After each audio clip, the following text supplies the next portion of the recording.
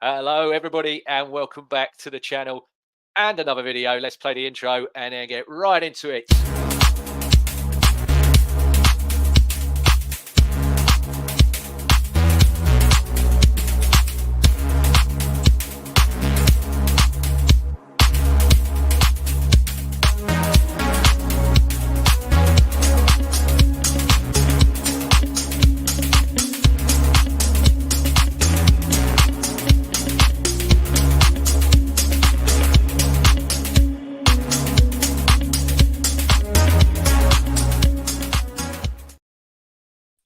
Yes, hello everybody, and welcome back to the channel and another video.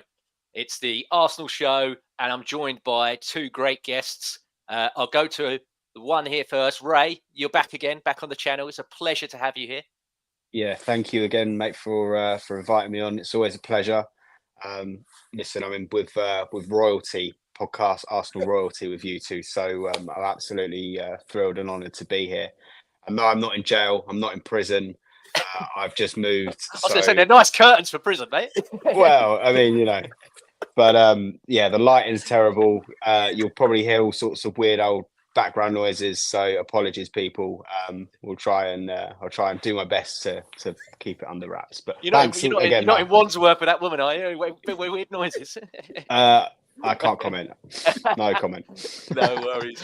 And right there at the bottom, it's the main man, Mr. Albert JTV. Albert, how you doing? Making his debut. I'm glad I finally got you on. I said I'd do it. Go on, James. That's it, mate. Go on. When you put the call out, I said, "Cool, I'm gonna be there, mate." Flip it, you got to be having a laugh. Not gonna turn it down. But to be fair, the first thing I said to you was, "What time is it?" Because work's a bit funny sometimes with my job, Yes. So I don't want to be sort of rushing home. But you said 8:30. I said that's perfect, mate. So pleasure to be on joining Ray again after such a long time. I forgot what he looked like, to be honest. But James, with this lighting, mate, you can't even bloody see me. So don't worry, man. I can. Don't worry. But James, man, yeah, pleasure to come on, man. 100%, mate. It's you, man. Thank you so much. No, I appreciate you both coming. And like I said, Albert, it was a bit like I don't know if you guys saw the pre-match stuff on. I mean, when they put it on, they were an hour behind, weren't they? They said something about with the weather, they couldn't get the signals and everything connected. But yeah, when Arteta, I don't know if you saw it pre-game, and he had his pre-match question, they said to him about, Mikel Moreno's in the squad. Will we see him tonight? And he said, what manager ever picks a player that's never going to play? Sometimes I love how he responds. And yeah. I don't think he's intentionally nasty. I just think that's how he is. Yeah, I do. Yeah. If you ask me a stupid question, I'm just going to come back. Do you know, he's got that old, vibe to him of like, yeah, you ask me something stupid, I'm just going to smack you back with his response. But yeah, just quickly, I know normally I do like the lineup and then we go into like players and goals and everything. The lineup was pretty much what we all expected, wasn't it? There weren't no real changes in there that you were thinking after the weekend, either of you. I'll go to you first, Ray. Yeah, I think it's pretty much what we expected. It was the same exactly as the Leicester lineup, wasn't it? Really. So yeah, I think other than the second half where it just went belly up in the Leicester game, I thought if we could start how we did in that game, but just not make them mistakes, I thought we'd get the win. So I think that turned out like that. Really. Sorry, background noise number one. But yeah, I think in terms of the lineup, mate, I think it was pretty much as we expected. Yeah, and Albert, was there anything lineup-wise that you thought would be different, or was there anybody that you perhaps were like, I think he'd be better off today than this one? No. The lineup was kind of what I thought it was. I was lucky enough to be there, James, for the game on Tuesday, Champions League night. It's funny because I don't know if you'll touch upon it, but there was a bit made of the atmosphere. I mean, maybe I was at a different game, James. I was quite surprised when that got kind of brought up on the night after. But let me not digress. But yeah, in terms of if you want, man, no, if we go for me, I as a television viewer, so I know I wasn't there. I was just like, well, they're just so loud. That it's probably drowning out everything. Yeah. You're gonna get that if you've been for any club that's played European football. The way fans that come over from other countries, they're superb. They're absolutely brilliant. Like that's how it is in their domestic leagues anyway. So I wasn't surprised. So if you're gonna as an Arsenal fan, if you're going to compare it to the way the European away fans are when they come to England, I feel that's a little bit unfair on the Arsenal fans personally. But listen, I thought the atmosphere was brilliant personally, but maybe like I said, James, maybe I'm a minority as a different game. I'm not too sure, man. But in regards to the game, yeah, the lineup, I wasn't too shocked or surprised really. I think with Trossard in particular, he's a very good footballer, very intelligent footballer. So technically, in theory, it should work with him playing in that position. It should work. He's intelligent enough. He's a good footballer. He can use both feet. But I think for me, James, I don't want to say too much because I don't want to spoil the flow of your show. But with Arsenal, I think being back in the Champions League, I said it before and I'll say it again. I was concerned going into last season Champions League because we've been out of it for a long time, man. And, you know, the higher echelon of football, you're playing European football, and we haven't been there for 7 years. You're taking baby steps to catch up, really, but you've got to learn quickly.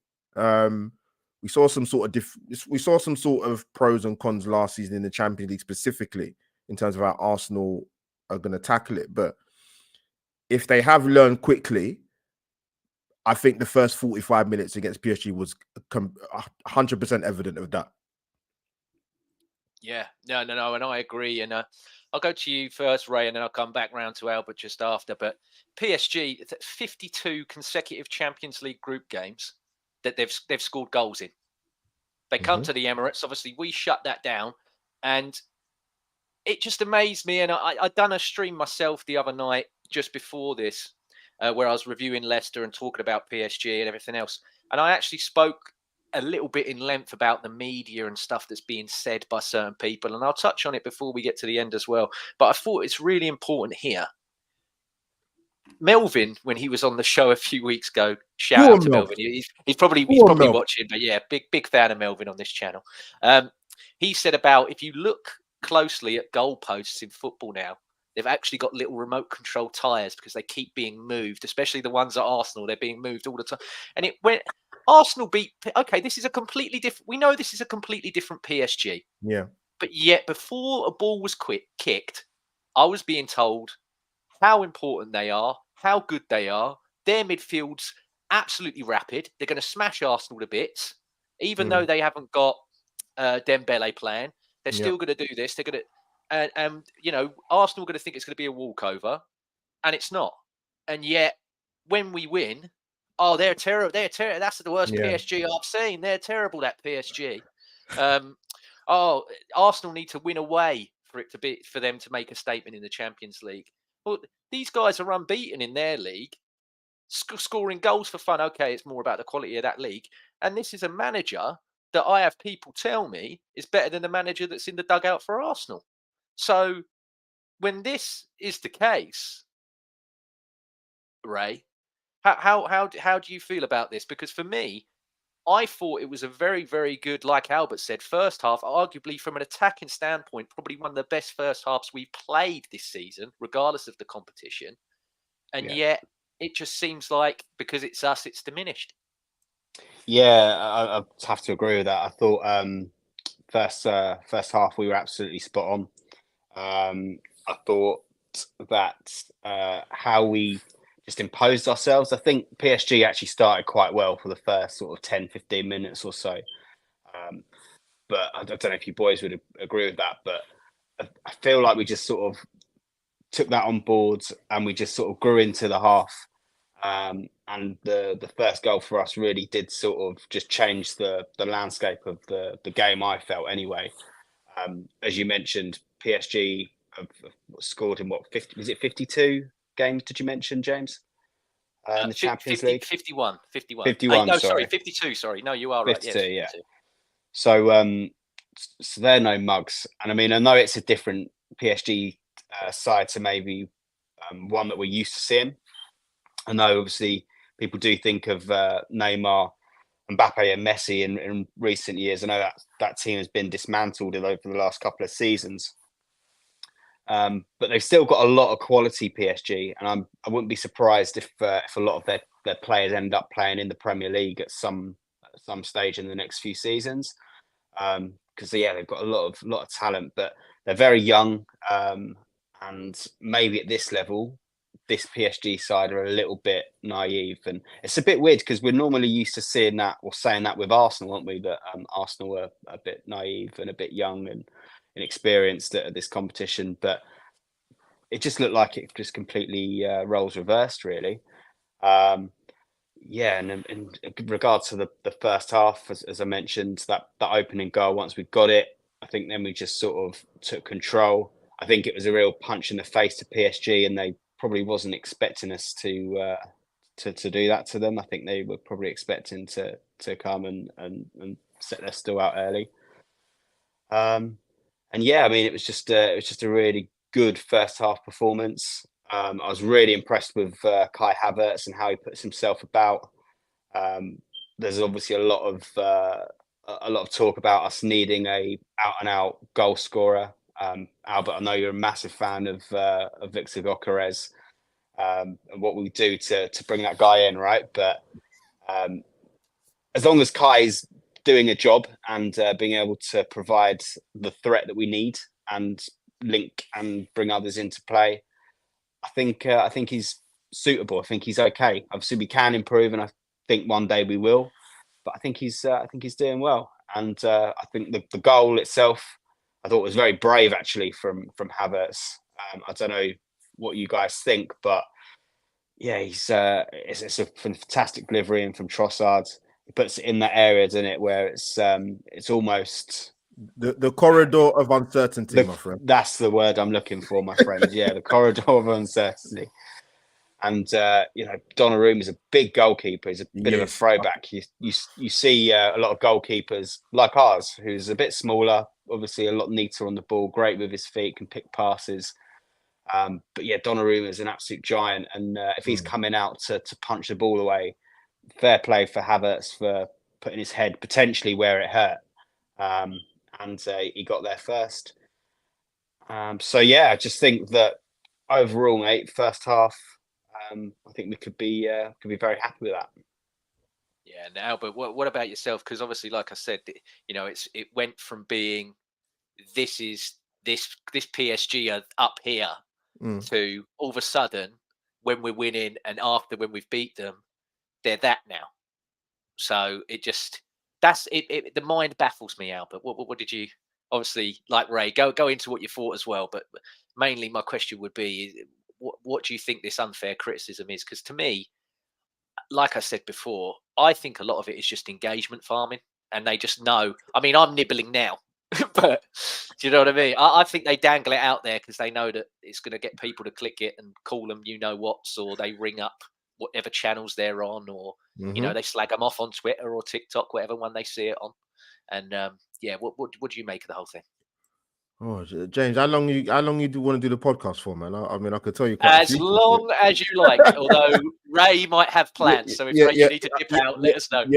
Yeah, Ray. Let us you've got any plans, Ray. Let me know, man. I'll stop talking, man. But no, it's interesting. I thought about sort of the way Arsenal been viewed in the last 2 years, 3 years, particularly last 18 months. And I had obviously TC on my channel on Sunday morning for the Albert JTV breakfast show, and I posed a question to him. I said, obviously, because you're part of, you're in the journalism sphere, and but also as a fan, and I do find it really, really odd. I'm going to be honest. Maybe it's my age. I don't know, but and I think we live in a digital age and a social media age where from a social media point of view, you've got rival fans doing Arsenal content. I'm not even including watch-alongs. I'm talking about specific content. I'm thinking to myself, this is crazy. I mean, I can't think of, James. I know I can definitely speak for you, James. Obviously, we've got channels, but I've got better things to do, irrespective of how good a team are or not, to be doing content specifically about another club. That blows my mind. I don't really understand that. I get it, as you mentioned, from an engagement point of view, and but yeah, it's a bit odd. And you're right about the PSG thing. Listen, they're no choir boys, Yes, they're going through a period of transition. They've got a top class manager. I mean, I'm looking at the team that started. I mean, Donnarumma's not exactly taking his first steps in football. Hakimi's a fantastic right back. Had an amazing World Cup for Morocco. You've got Marquinhos, who's been around for about 100 million years. Zaire Emery's a good player. Barcola's really nippy. João Neves. So listen, they've got some good players there, man. So I think we mustn't take it for granted. As I mentioned before about Arsenal being back in the Champions League,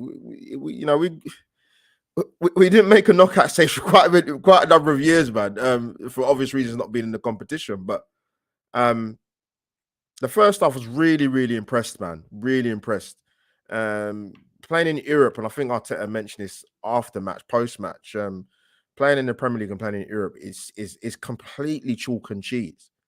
Because let's be honest, as good as Arsenal are, particularly away from home, has been spoken about with Saka, Captain Saka. Love that kid, man. There's times in Europe you will not have possession of the ball, and you have to be patient. And you saw that particularly in the second half. But the first half was I thought was brilliant. If I'm going to be really honest, in my own humble opinion, there were a number of positives. Glad to see the battle between Hakimi and Martinelli, because that you listen, you don't get many better right backs than him in world football. If you can name me some, chuck them in a chat or tell me right now, Ray or James. But Trossard was very good. He actually could have gone down for the goal. And funny enough, Ray mentioned about the cross, because I think he's in the first 10 minutes.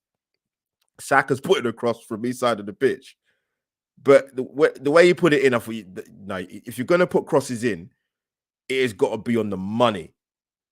And then subsequently, 10 minutes later, Trossard gets into a great position in the final third, kind of attacking. Fantastic balling. It's in that corridor of uncertainty. People talk about Donnarumma and his positioning, but you put the cross in the right area, and Havertz has obviously got good ability in the air. And Bob's your uncle will go 1-0 up. It's a brilliant goal. Brilliant goal. And as for the second one, I know Saka talks about, he did actually say he kind of meant to hit it like the way he hit it. And who am I to disbelieve Bukayo Saka, Captain Saka? But yeah, listen, there's some really good positives, particularly in the first half. And the season's a long time in football. And listen, the second half was what it was, and I expected it to be like that, to be honest with you, because they got to come out a little bit better, and PSG got to come on the front foot and try and rescue something. But go on, Melvin. Yeah, there we go. Yeah, and listen, I know PSG spoke about they somehow know a lot about our free kicks and getting into the final third. But listen, Arsenal, it's become a very potent weapon, our set pieces. But yeah, there's a lot of positives in the first half. But as you mentioned, your initial question, it will continue to happen. The narratives and the goalposts will continuously change. If we'd have lost on Tuesday night, you know what would happen. Even going back to Leicester game, big up Nicolau, man. Let's write our own narratives. She said it, and she's right. We have to do that. Yeah, it's funny because I was gonna mention Sophie. Funny enough, because I remember literally straight after the Euros final, and she mentioned about what happened with Saka. Didn't obviously give it the parallels to what happened with Beckham in '98, because it's a completely different kettle of fish. And she said that Bukayo Saka from this will become like how David Beckham had the '99 season, and basically went from strength to strength as a footballer and as a person. And now I don't know if Bukayo Saka will win a treble. I'll be over the bloody moon. I think we all will if he does, especially this year, considering who won the treble just a few seasons ago that are a bit annoying. That'll make them back in their box a bit.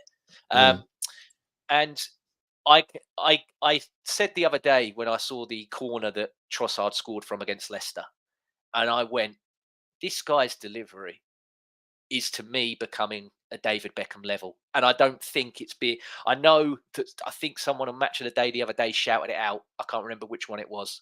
And they said, like, this is getting a ridiculous level.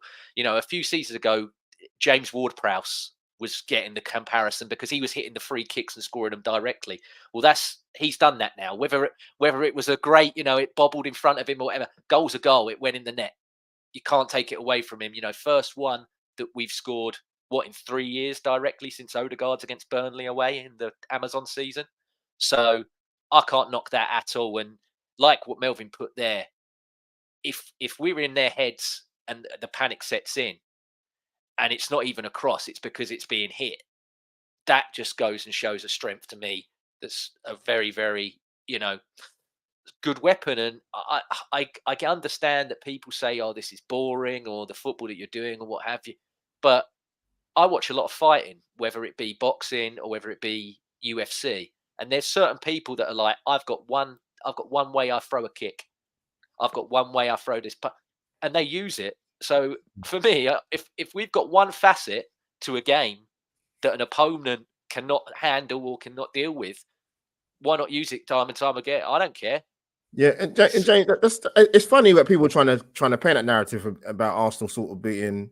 They didn't say the word. I'm saying it now, sort in terms of long ball merchants. But with the greatest of respect, if you watch that first half against PSG, we played some bloody good stuff, man. To be fair, and I'm not being funny as well. On top of that, Arsenal most definitely under probably Wenger.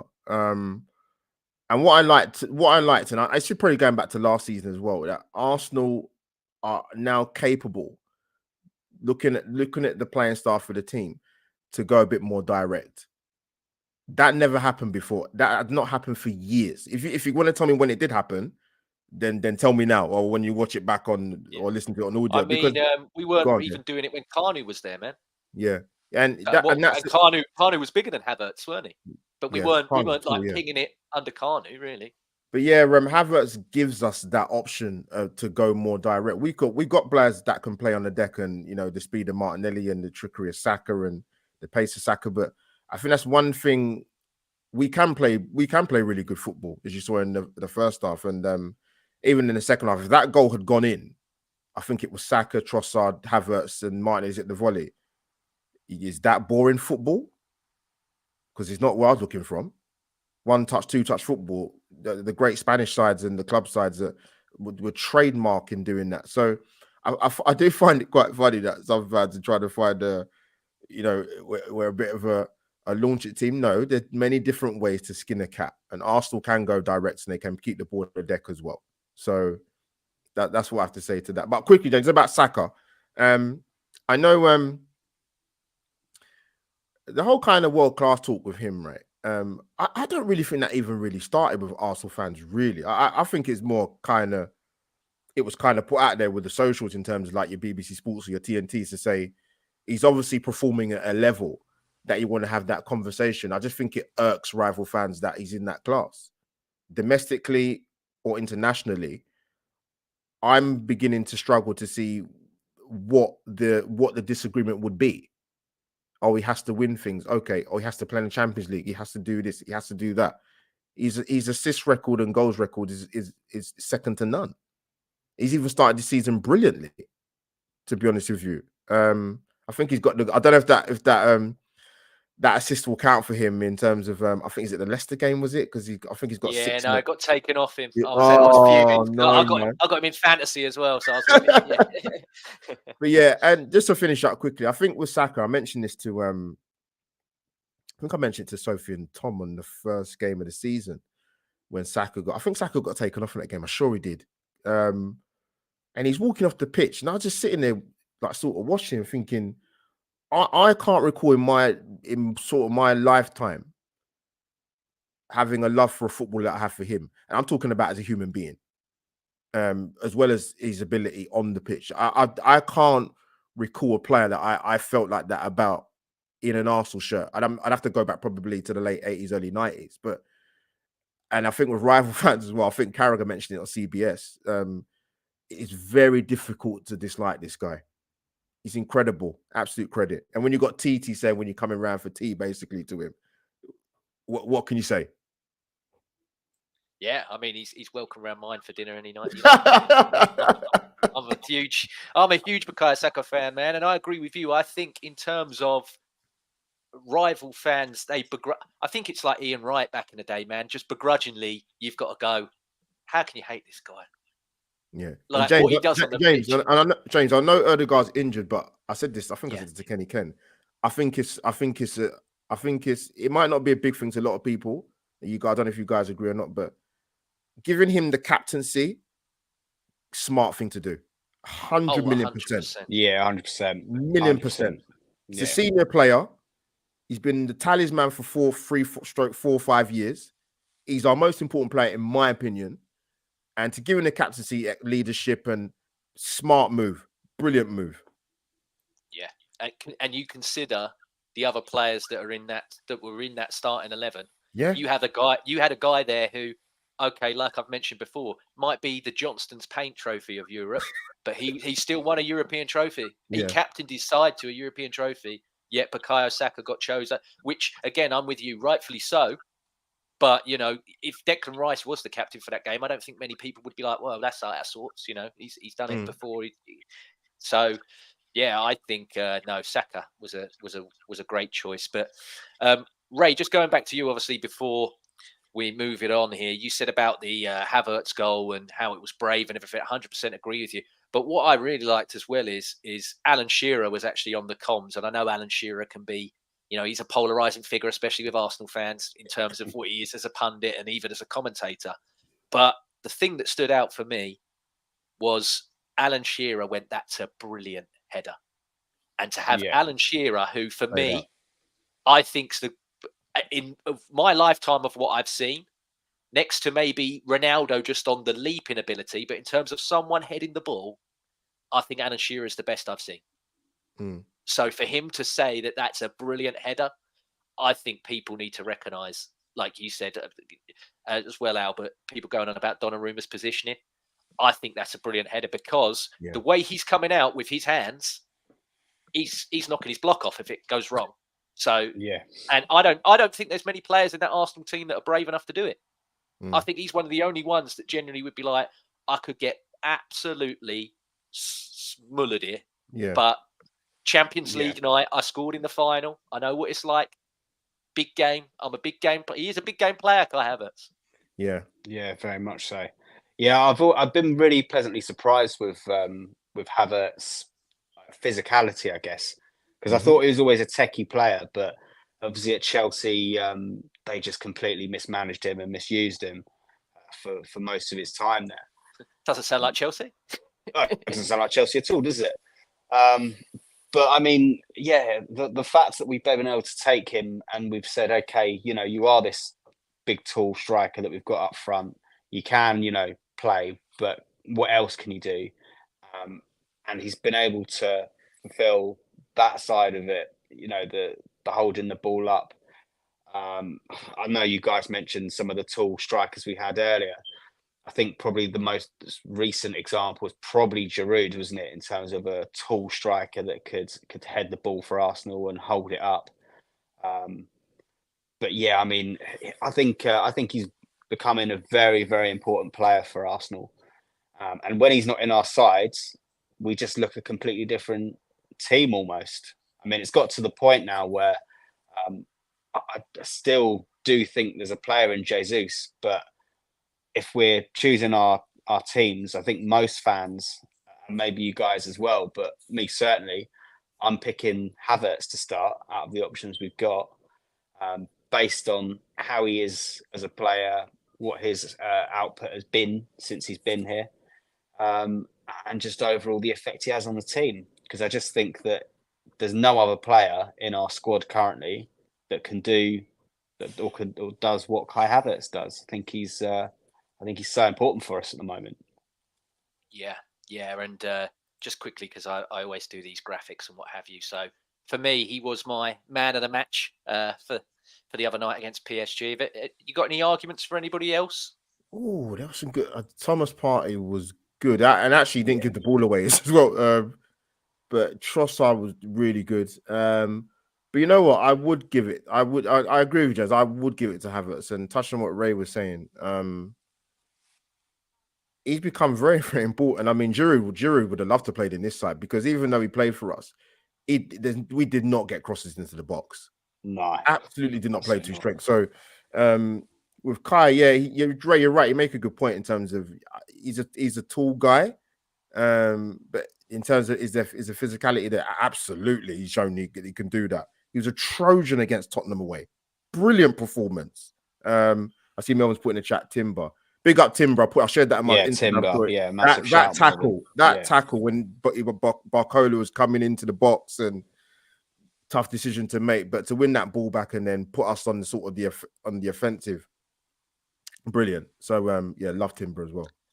Yeah, I was literally, Melvin is a Ooh. mind reader. I'm convinced. I was literally just about to go to you first, Albert, because obviously you Ray, were you there? Sorry, I didn't ask. I wasn't. No.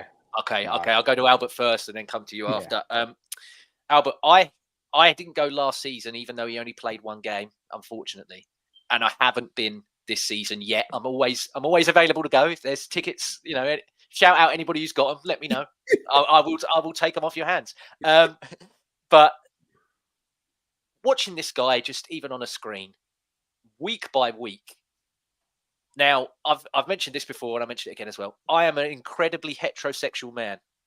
However, I am developing a man. Loads of men are getting it for Calafiori. Mate, the guy on the right-hand side, in this game, he took it out of our box, beat 3 men and was on this run. And I can't remember what guy it was for PSG, but he yanked him back. But the way that he spun the 3 men was just insane. I was like, bloody hell, these people have got families, Julian. Like, this is disgusting behavior.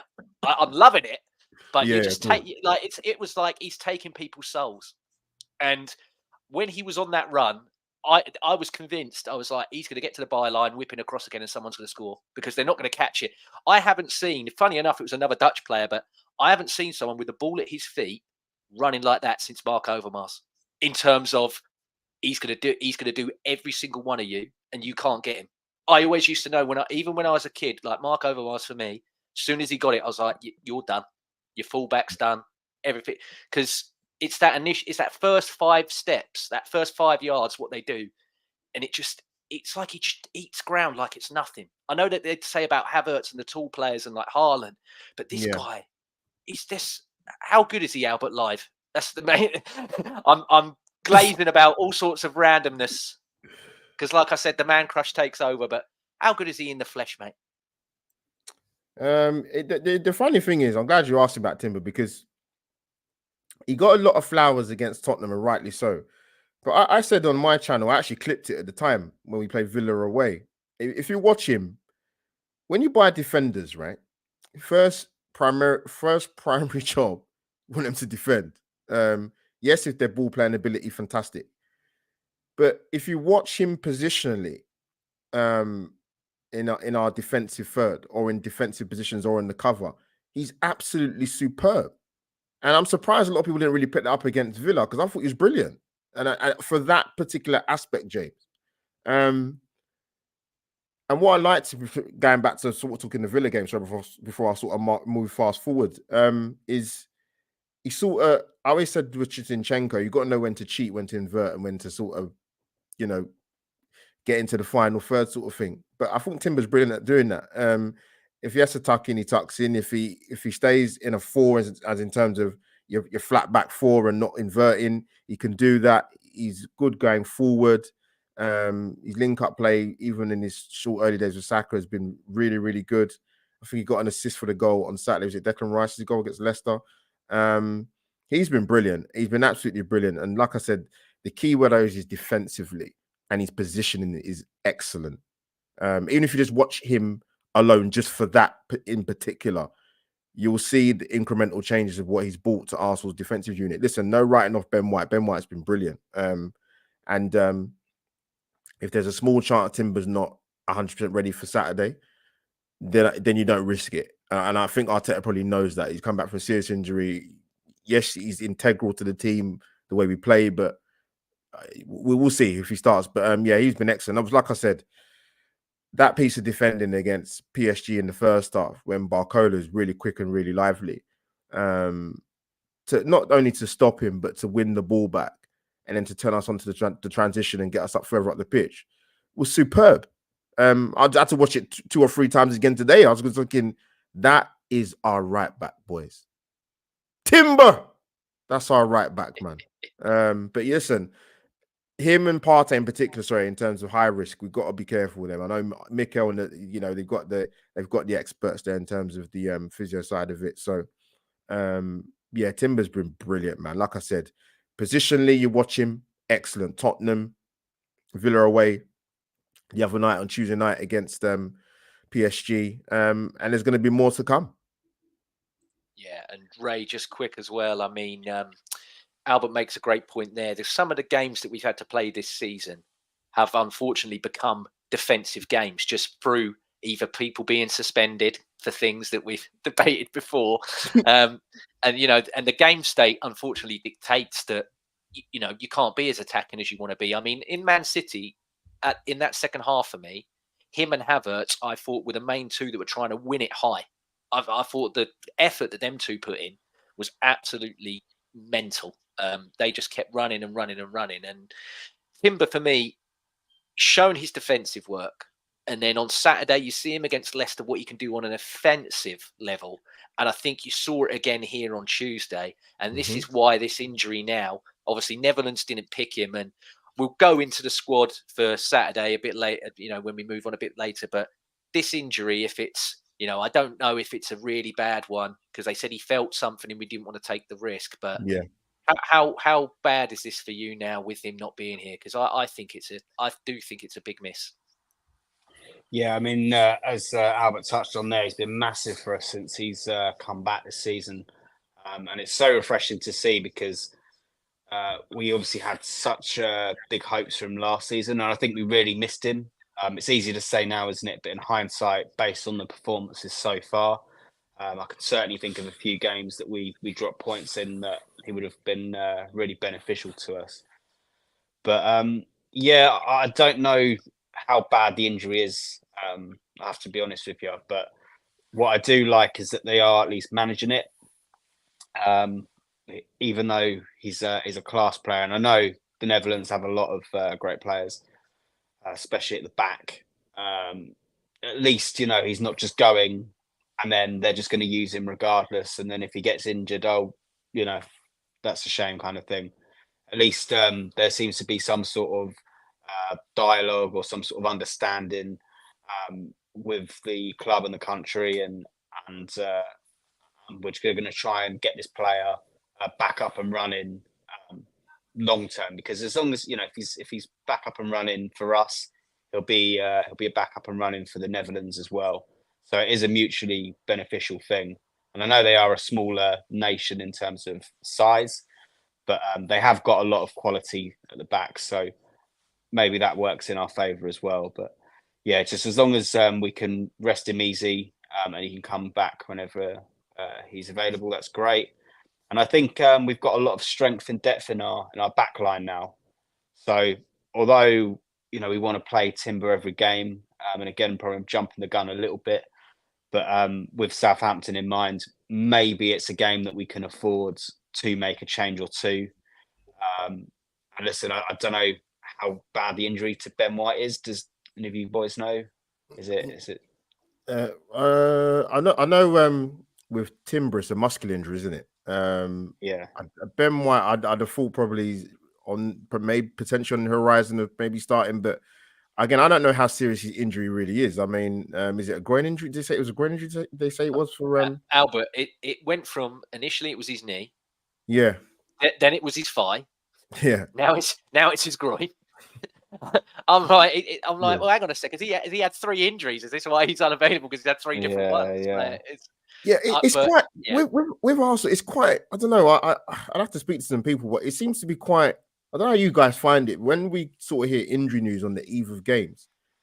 I don't know if it's deliberate probably. It's very cloak and dagger. You don't really. It's very hard to know when they're coming back or if they're available. It's very kind of hush until probably maybe on the day of the game you say, you know what, he's not playing or he's available. You literally don't know. I don't know how you feel, but I always get the impression. Yeah, but because people go, oh, it's mind games, isn't it? And I'm like, no, I don't want to diminish or disrespect anybody if I can, but I'm like, are we really playing mind games with Southampton? This is a guy who, if they lose at the weekend, which I think they will, this manager's potentially getting the sack. I'm like, are we really playing mind games with a guy that's probably going to get the sack? Like, are we? I mean, if we are, we are. But I can't. I think that's a bit too much of a stretch for me. Yeah, I mean, what are they talking about Russell Martin's job? Yeah. Yeah, I mean, to be fair, he's with Lucy Pinder, so if I got sacked and had Lucy Pinder to go home with, yes, mate, sack me and I'll have the compensation, man, because I'll just keep taking her out, mate. Russell Martin. That is an absolute throwback from about 12 years ago. And you know what? I saw a picture of her the other day with him. She still holds up. So I was like, fair play, Russell Martin. Enough. Yeah. Go on, Russ. Yeah. But yeah, I think we've got we've got the squad now. That's basically what I'm saying is we've got the squad now to cope. So even if Timber can't play for us at the weekends, I do think we'll be able to find a solution. I'm just hoping it's not going to be Thomas Partey at right back like we saw at times last season, because I don't think that really worked for us. But listen, I trust in Mikel and the coaching staff, and I'm sure that he'll come up with something at least that will get us over the line. Yeah, and you mentioned Thomas Partey there, Ray. I don't know. I think Albert might have stepped away for a second, so I won't obviously throw it to him because I don't think he's there. I hope he's not searching Lucy Pinder. So do I. So yeah, Albert mentioned it earlier, and I know you did as well. But Thomas Partey the other night, me and Melvin, obviously, we have conversations and we say about Thomas Partey that when this guy's in full flow, I struggle to find people that I enjoy watching play more than him when he's on song, because of just everything that he does. And you know what? That 64 minutes that Thomas Partey put in the other night, I think that's the best performance I've seen him have in years for me. I mean, 33 touches as the ball. He made 93% of all of his passes. You mentioned it earlier, Albert, as well. Wasn't dribbled past at all. And this is a guy who I think athleticism-wise, I question a lot. But yeah, he had three young guns. Yeah, he had 3 young guns in that midfield. And they had, like you said, tricky wingers. I mean, that Nuno Mendes was who stood out for me for them. I was like, do you know what? You're quite tasty at left back, mate. You're not too bad. I know that we've got a defender fetish and we buy loads of them. So I was like, I'd have a bit of you. I thought he looked like a really good player. And yeah, Ray, Thomas Partey, especially on Tuesday night. And I called for Jorginho to play this game because I thought he can't do 3 in a week. Thomas Partey, I don't know if he can hold up, but I've completely changed my mind. I think he's got to start Saturday now, just for how well he did in that 64 minutes on Tuesday. What about yourself? Oh, is that to me, James? Yeah. Yes. Yeah. Yeah. So with Thomas Partey, I think he's when Thomas Partey is on form for us, I think he's easily one of our best players. He's so crucial to what we do, has been for years. It's just we haven't seen enough of him. That's the biggest criticism I've got. But I think with Thomas Partey, we just need to try and manage him. So again, I don't want to just say rotate the whole team, because it is Southampton. The last time we played them, they did give us a sting in the tail, didn't they? So we should be respectful. It is the Premier League, but I do think we just need to try and manage the squad as best as we can. Like you, I would certainly I would start him, but I don't know if I'd give him the full game. I think I'd give him an hour or so, depending on the game state, obviously, and maybe put Jorginho in. But we've got a lot of options. This is the thing. Potentially, we could put Declan Rice in there. We've got obviously Mikel Moreno coming back now. He played a little bit, so maybe he could come in midfield and do a job there. I don't really, to be honest, I've only seen Mikel Moreno in sort of bits and bobs. Really, haven't really seen a full 90 minutes of him ever, really. So I don't know if he is that sort of defensive or 6 type player, or whether he is more sort of box to box 8.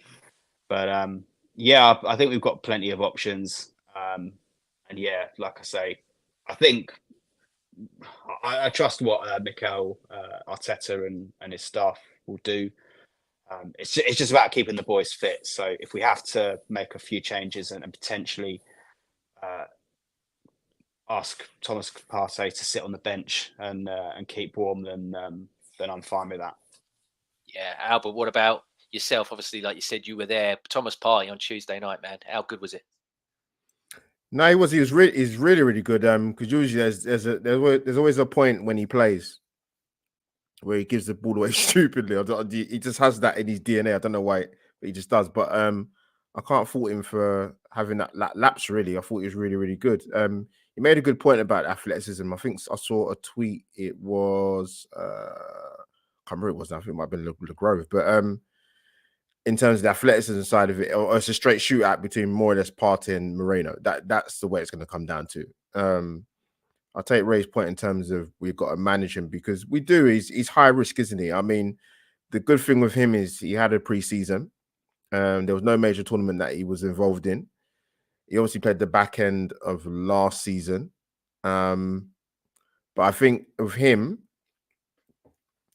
good shout, Finland. Fair play, man.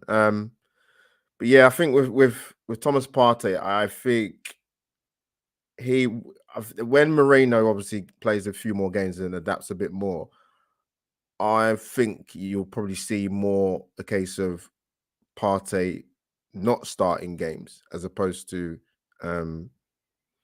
starting games, should I say? But listen, Moreno's obviously got a bit more work to do. But in terms of his position in the side, definitely that sort of left eight position. Insane passing ability, by the way, Mikel Moreno. Trust me. So once he gets embedded into an Arsenal shirt, you will absolutely see the full benefits of him, and obviously a fit Martin Odegaard to come by. But you know what it is, Ray and James, to finish up with that. I think even if you sort of look long term, Jorginho's here for another season. Thomas Partey, I don't think there's a lot more years left on his contract from what I kind of see. It'd be kind of months.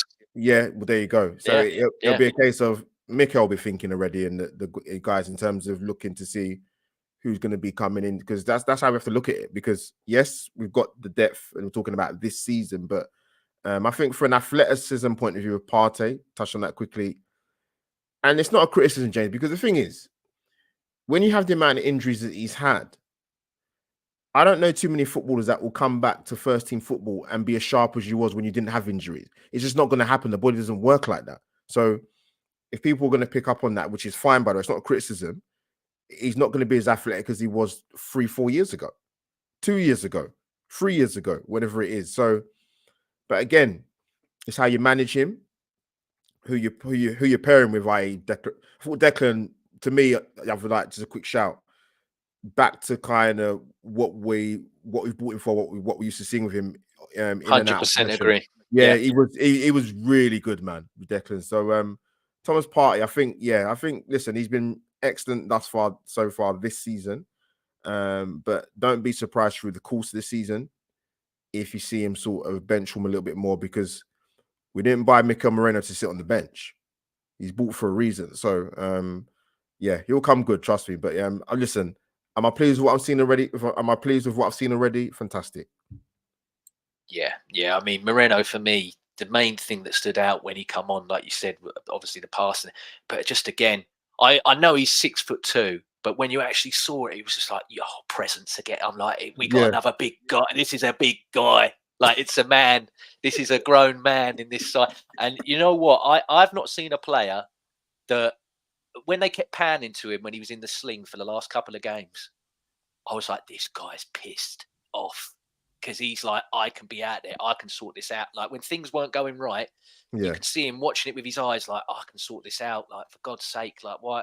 Get this sling off me and let me out to, sort all this mess and everything. And yeah, I can't wait to see more of him. He's definitely going to have some more minutes at the weekend, 100%. But another person I just want to shout out quick, and I think it's a guy that has come into some, I wouldn't say abuse, but some negative comments just before how he played against Bayern Munich and how Leroy Sané ruined him.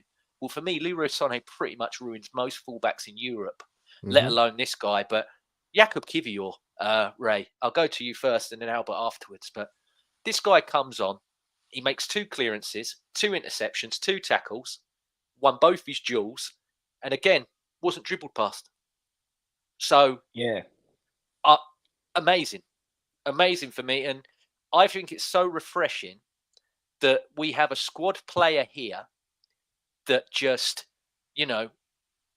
A Ginster's pasty is called good, honest food, isn't it? That's the tagline for a Ginster's pasty, right? For me, Jacob Kivior is good, honest food. He just comes, Ron Seal does what he says on the tin. I will, like El Neni used to. He might not be the most amazing player in the world, but you chuck him on.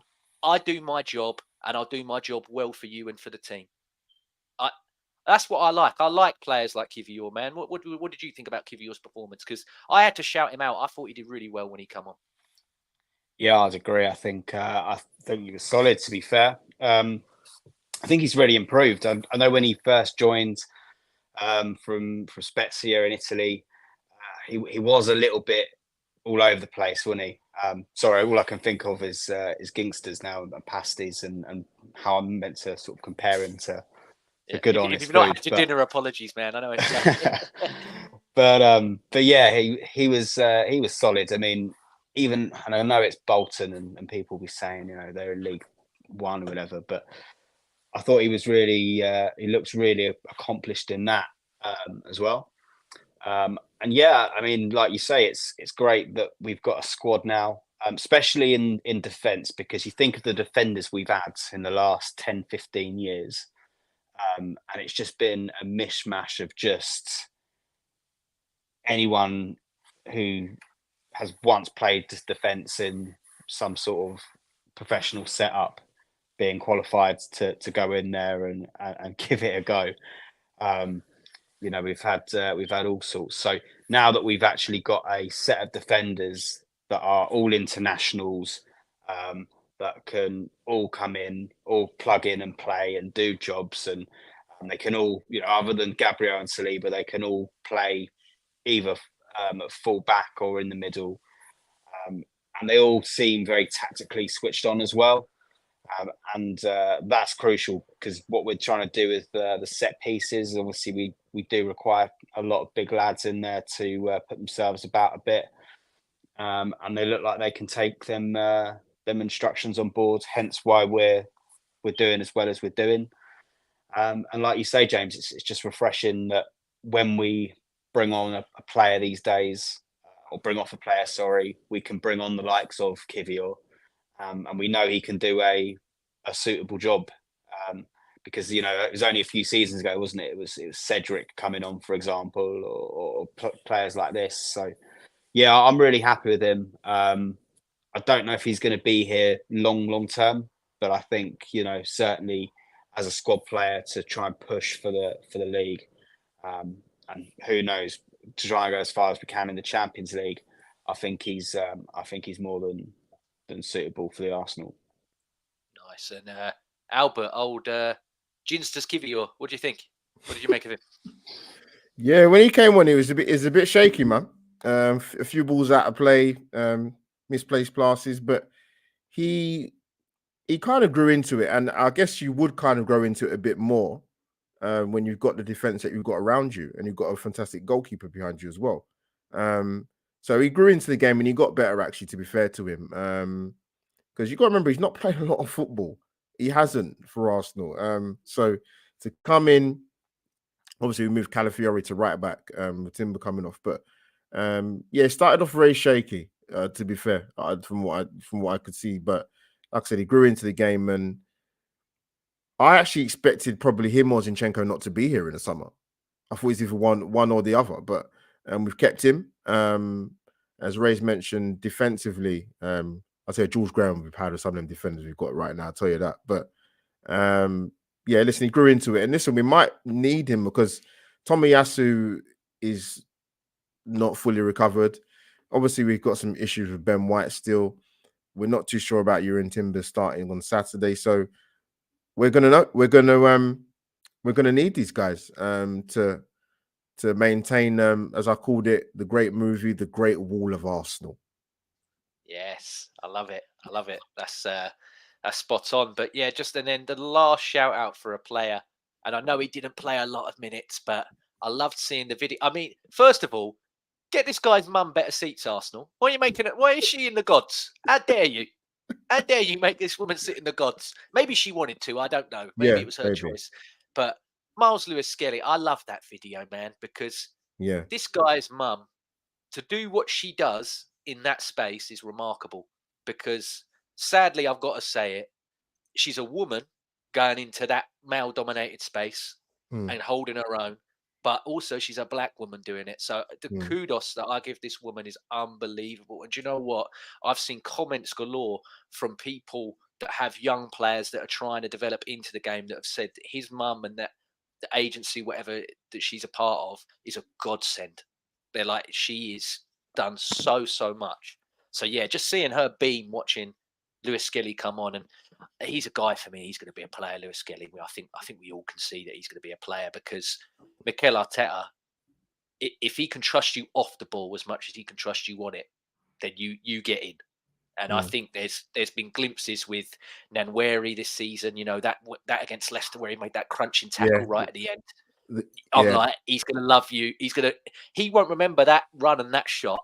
He's going to remember that tackle. That's what Arteta's going to remember. No, it's a good shot, James, man, because I think fans of other football clubs, we all do it, right?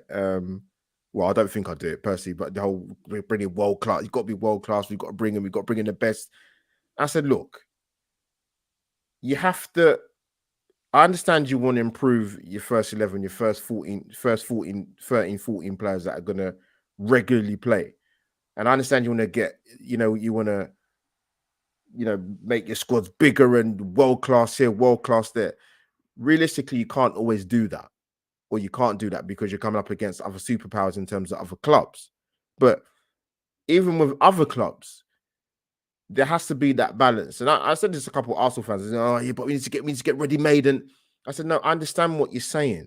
But if you look at other clubs, you have to bring some of the young players in for a plethora of different reasons.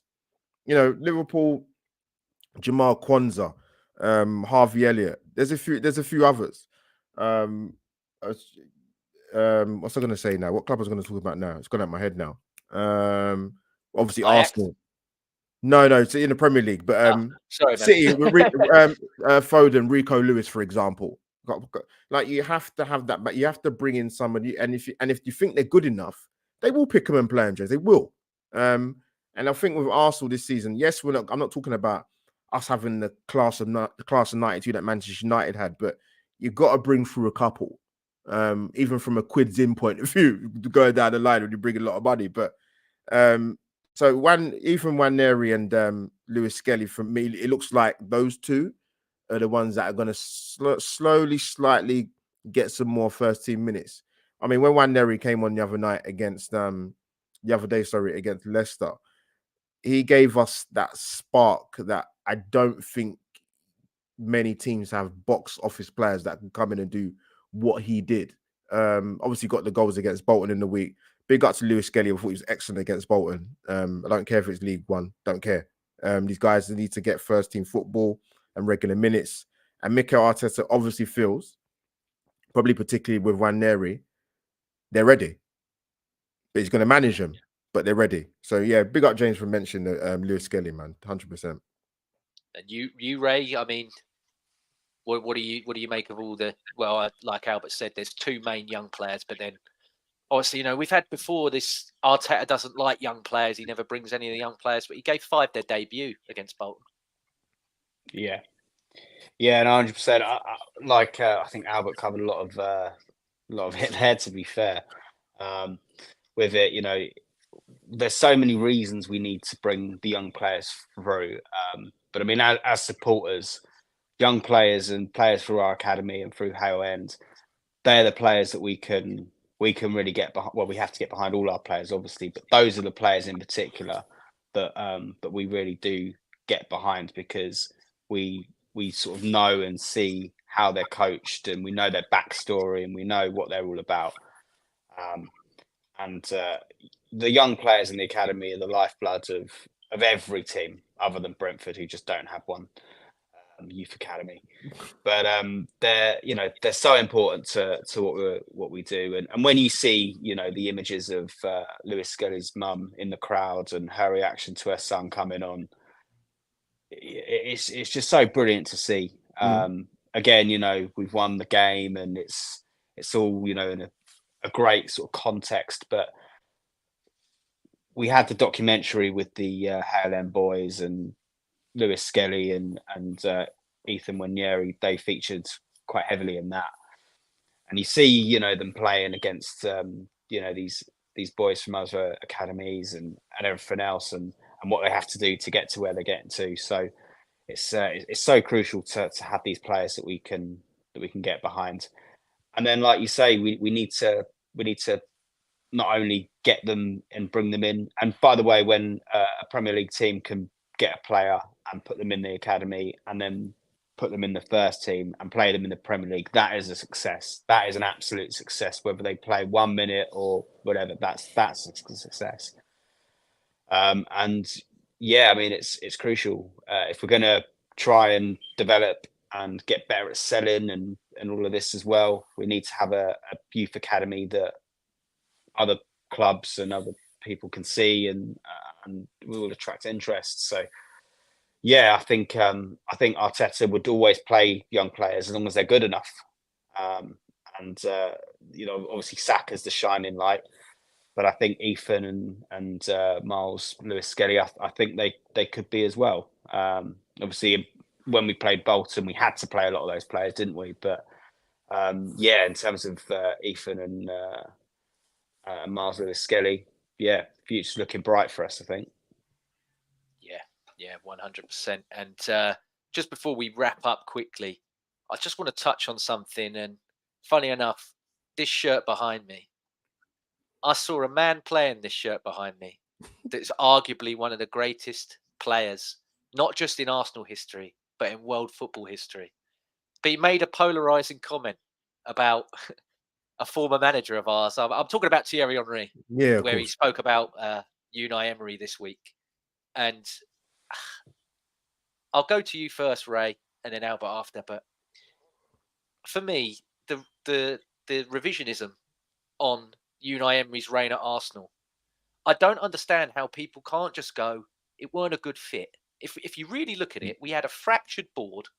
We had a lot of overly egotistical players that were like, I'm going to last here longer than you're going to last here. So don't tell me what to do. You know, Bellerin come out and said they're doing impressions of him behind his back, you know, taking the mickey out of, you know, the good evening and all that. The players don't really respect the guy. So I don't know. I looked at today, just some of the things that were coming under someone else shared a picture of Henri with the article, like the comments that he made and an article about it. And I remember Frankfurt at home, and this was before lockdown, and it was empty. It was empty because the football that we were playing, I remember we played Leicester away and lost, and it was chucking down with rain. And I went, sack him now, because we've got an international break that was coming up. Remember. And I was like, sack him now, get a new manager in that can bed his ideas in the international break, because this guy's not coming back. And yet they kept him. And then they done it, which I thought was out of. I was like, you should have, because he knew then that Leicester game he was done. You could see in his face, he was like, this is done. Yeah. And yeah, I'm happy for, you know, he's never slagged us off. I think he appreciates the fact that he was an Arsenal manager. And to me, you can admit when things weren't a good fit. You know, me and my ex-girlfriend, we weren't a good fit. Just that's how it goes. You know, get over it. You know, I'm over it. She's over it. But yeah, it's her loss, mate. It's her loss, mate. Well, yes, she doesn't listen, so yeah, it was, 100%, mate. Her dad might, but you know, he might agree with me. I don't know. Yeah. But yeah, for me, I just can't to see a guy that's doing well at another club just go on about that. I don't understand why it's got to be brought back towards us, Ray. Yeah, I mean, I think two things can be true. I think Unai Emery can be a good manager, a great manager. And I can also think that he wasn't a good manager for us. Again, maybe it might be right man, wrong time. The structure was completely different. And listen, you know, whatever you think about the Cronkies, Arteta has always been their guy. I mean, even before we got Emery, we were linked to getting Arteta.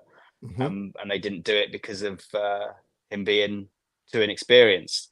They wanted to go with the more experienced man, so they hired Unai Emery. And yeah, James, I can remember. I mean, we had some great times under Unai Emery in terms of results. I can think of the Fulham game. I can think of the North London derby, the 4-2. I can think of the run up until Baku in the Europa League final. Don't remind us. Let's leave it at that. But there were some car crashes. The final, the game that you mentioned, James.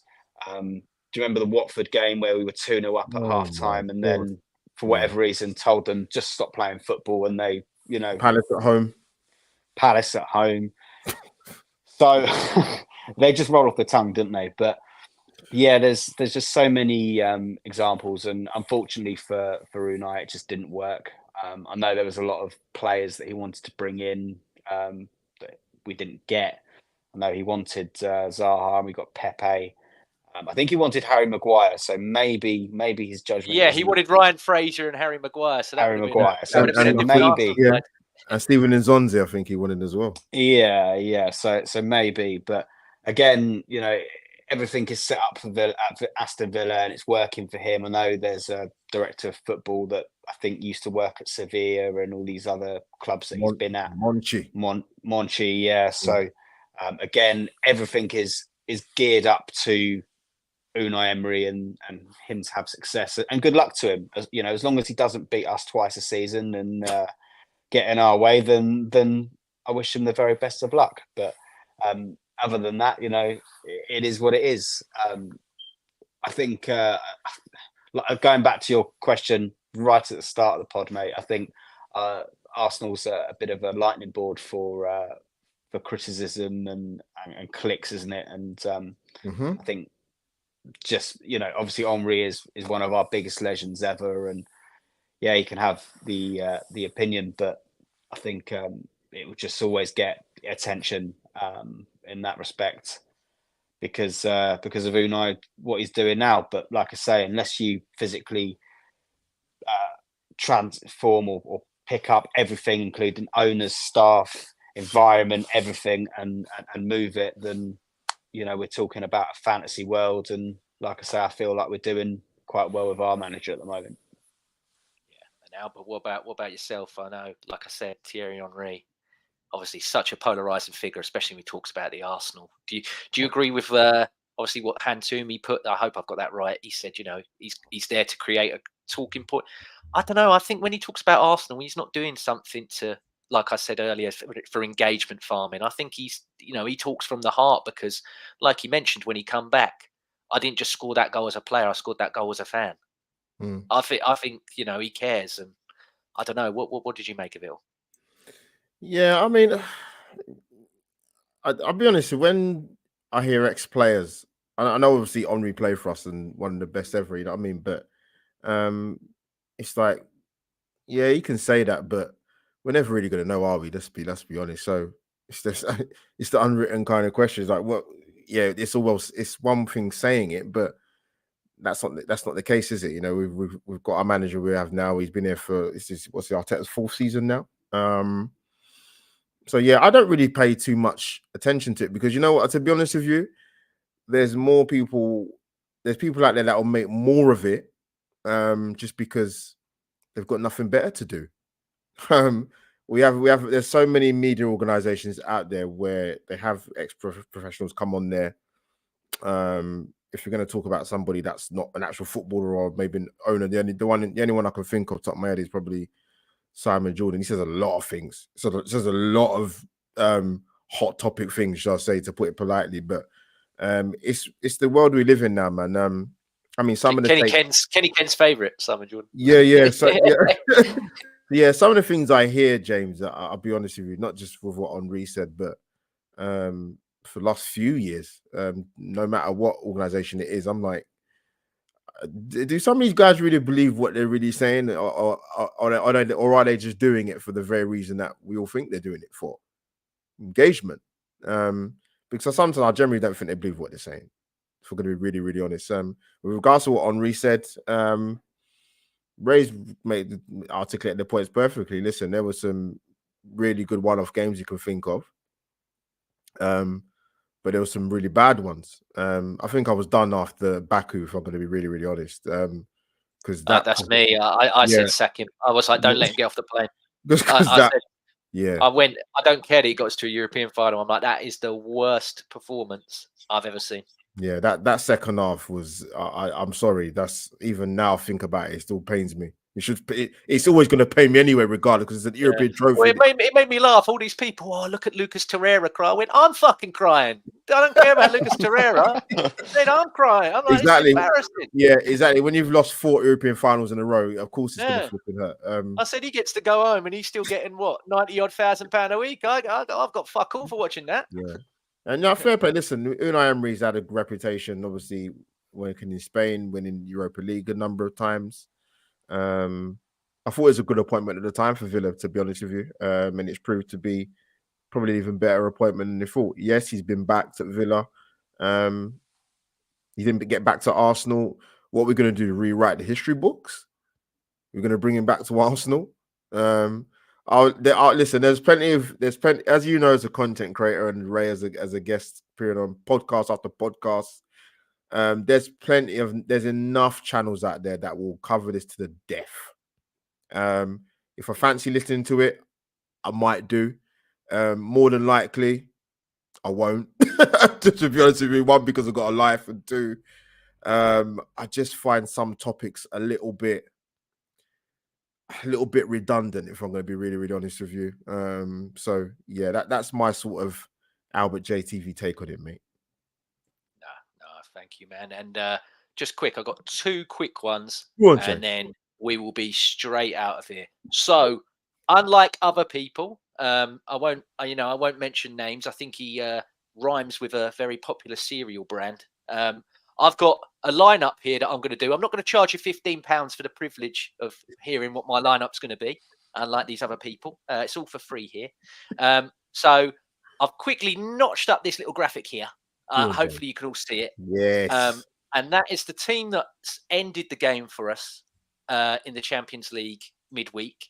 And I think, unfortunately, due to the injuries that we have, this is going to be the team that's going to play. Because, Ray, you made a great point earlier about people saying about Thomas Partey being put at right back. And I actually saw a journalist say this. He believed that Declan Rice will be moved to the 6, and then Moreno will come in and Thomas Partey will go to the right back.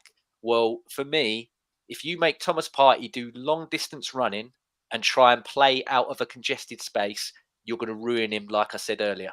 He's not, athleticism wise, I don't want Thomas Partey doing long distance running. No. And I don't want him, being in a congested space. So that's what I think is going to happen. I'm happy to be proven wrong. I'm happy for Timber to be back and healthy. I'm happy for Ben White to be healthy. Hell, I'd even take Tommy Asu back and healthy. I'll be happy with any natural right back instead of playing a left-footed player at right back. I don't believe Calafiori's poor in it, but I would rather have a natural right-footed player there if we could. Both of you, yes or no, do you think that's going to be the same team, or do you think it's going to be different? Ray, go ahead, mate. Go on, mate. Yeah, I think it probably will be, to be fair. I mean, like you said, I think the only thing is the right back position. Hopefully, I don't think it's likely, is it? But hopefully, Timber or White will be fit enough to at least start that game. But if not, I could quite easily see it being something along them lines anyway. But yeah, I'm hoping we get a proper right back as well. Because I mean, this is the thing as well. The relationship that they have with Bukayo Saka in particular, and this is what I've been impressed with Timber about, as well as what we mentioned earlier, is that the transition when he plays, there isn't a lot different, is there, to Ben White? He's still able to get up and support Saka in the same way that White is. So yeah, just hopefully we can get one of them back. Albert? Oh, you know what? I think defensively, I'm hoping, like Ray said, I'm hoping either if it's not going to be Timber, it depends how bad the muscular injury is. He might be fine, but I'm hoping Ben White. I'm hoping one of the two will play right back. Then obviously move Calafiori over to left back. So that's sorted. But like I said, I think defensive cover for now, the key word, we're okay-ish. Is there an argument to play Ethan on Saturday tomorrow? Yeah, I think there is, to be honest with you. Because it's not like you've got inexperience in and around him. And you're at home and you're playing against a team that has only got 1 point out of 6 games. Will Mikel take the chance to maybe play him, start him? Possibly. I don't think he would, but I would like to see it. I think if you can bed him in for particular games, definitely in the Premier League anyway, for certain, then you get him in and you give him his minutes, and he's dynamic and he gives us something very, very different in that Arsenal makeup. But I wouldn't argue with the front three at all. I think you could probably. I think it kind of picks itself at the moment, if I'm going to be honest with you. Unless you bring in Sterling, who knows? The thing is, I think the fact we're having this conversation in regards to some of the players that may potentially start is more than a positive, particularly at home to Southampton. Yeah, 100%. And then my next question, and I'll go to you first this time, Albert, is prediction, please. 3-0 Arsenal. Nice. Right? I think 2-0 Arsenal. I'm hoping Aaron Ramsdale doesn't come back and have a blinder, a bit like that Leicester goalkeeper, to be honest. I thought you were going to say, I hope he doesn't come back and score. I was going to say, goal, dear. Well, I mean, he did score for Southampton that last time that we played him, so he does owe us one. But yeah, this is the thing. I was thinking about this earlier on, actually, and again, I think our set pieces are so good these days that it probably won't matter. But of all the Premier League goalkeepers, he does have insight of what we do at set plays. So potentially, maybe he could brief Southampton a little bit on what we do. Whether they're good enough to stop us is another thing. Is another thing, but potentially that might come into play. So we might have to be a little bit patient with some of our corners and some of our routines, just because if Southampton seem like they know what we're going to do a few times, just my theory, I think that having that bit of knowledge might work in their favour. But ultimately, they've been a poor side this season, as we mentioned. Poor Russell Martin is on the brink by the looks of it. He's still got a glamour model as a girlfriend, so it's not all bad for him. But or an ex-glamour model, but he's having a tough time of it. And the thing is that when you play expansive and out of the back and risky football in the Championship, and it works, and you're one of the better teams, you're laughing. But in this league, especially as a newly promoted team, it's always going to be tough for you, isn't it? So yeah, I think we should have more than enough to get the job done. Hopefully we can get the goal difference up a little bit, but I said this before the Leicester game, and look at how that turned out. So just hopefully we can just win the bloody thing. Yeah, and just quickly before we leave, we've got a comment here from Neil, and he's saying, Mum is asking which club has the most supporters in the world. Is it Man U? We have the biggest social media presence. So to answer this quickly, Neil, I don't believe they're the biggest. There's two ways to answer this. So in terms of actual supporters clubs worldwide, who has the most, it's Celtic and Rangers. So if you go per country, all around the world, I don't know what it is with Scottish people, but they seem to spread out. So Celtic and Rangers, yeah, they're the two with the most diverse fan bases because they're just everywhere. But yeah, I think your mum is correct, mate. And it is Manchester United, I think, are the most supported club in the world, I believe. Maybe even Real Madrid.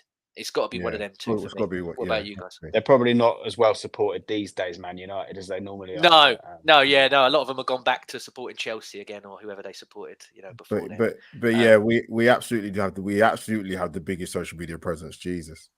Yes. Whatever way you want to look at that, whatever context you want to look at it, we do. Yeah, good and bad. Yeah, there's a lot, and all of us have got a podcast. So, so yeah, And Neil said here, give her a mention and embarrass her. No, I will not embarrass your mother, Neil. We love mums on this channel. So yes, thank you very much, Neil's mum, for watching. I appreciate you viewing. And yeah, I hope everything is good for you and the family, Neil. So before, again, we wrap up, Ray, everyone always enjoys what you have to say. Go on, Ray. You need to escape the prison, as you called it earlier. Where can people just decorate find the you? place, really? But... Where can people find you if they want to read more or hear more, Ray? And I know you're dodging all the Cole Palmer avatars and the Nkunku avatars. This is it. Yeah. It's every month, mate, on Twitter or X. It's another Chelsea avatar that I'm just blocking or avoiding. So yeah, I've done Enzo, I've done Cole Palmer, I've done Nicholas Jackson. God knows it's going to be Gusto or someone now, probably. And they've got so many players, I can't keep up. That's the problem. But yeah, if you want to follow me, Instagram is probably the best place. Ray Cassim 92. I've also launched a dog walking yes, Ray. Shout out the business company as well. So I'll shout it out. Listen, I know you're based in Essex, so I'm probably not going to get many customers where you are, mate. But hey, man, I've walked a few dogs around Essex. It's not a problem. Yeah, but I mean, listen, anyone, my links are on there on my Instagram. So it's Ray's Dog Walking Services, Hastings. Quite a long one, but it's Ron Seal. It's Gingsters. It's I can't even remember the player that we said was Gingsters now, Kivior. But Kivior. It's Kivior. It's all Kivior. But yeah, and I will chuck it. I will chuck it in the description, Ray, as well. Yeah, but anyone that I'm really new to it, so anyone that knows, websites, social media, building businesses, that sort of thing, please get in touch. Because any help or advice is much appreciated. So thank you very much. Legend. And Albert, all of your links are in the description, audio and visual. I had to find it. I couldn't, for some reason, I couldn't find your Apple link, but I got it in the end. I was scouring Google, and because I realised that for whatever reason, Google would just put in podcasts that you were tagged in. They weren't even yours. It was just ones that had your Twitter handle on.